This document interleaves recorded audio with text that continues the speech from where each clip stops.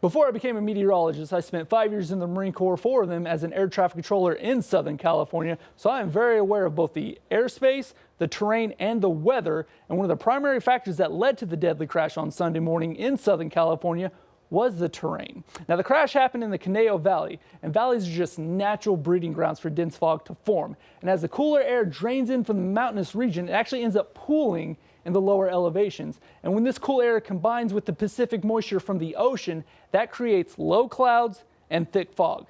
So I pulled the weather reports from each of the airports in the area, all 7 of them, and they were all reporting low clouds and dense fog.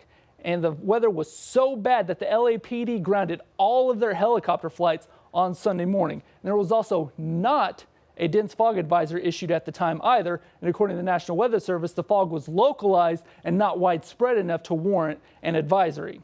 Now, the flight was supposed to take off from John Wayne Airport in Santa Ana and fly up to Camarillo Airport, which is about an 80-mile flight path, and it normally takes about 30 to 40 minutes to fly that in clear conditions. And the flight took off just after 9 a.m. on Sunday morning. And as it made its way up to the north, about 15 minutes after takeoff, the flight was placed in a holding pattern near the Glendale Airport.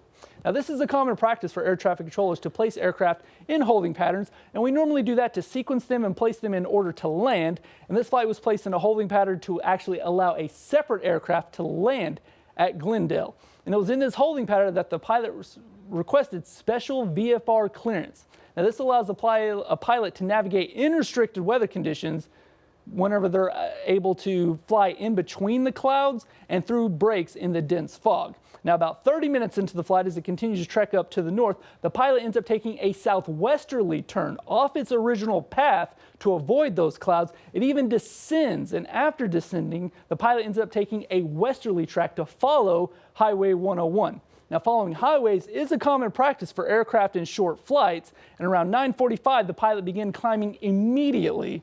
And unfortunately, a few minutes later, the flight ended up descending rapidly, and it was at this time that radar contact was lost. Now, the investigation is still in progress, and we're going to continue to update you here as we learn more. From the Forewarned Storm Center, I'm meteorologist Damian Lotus.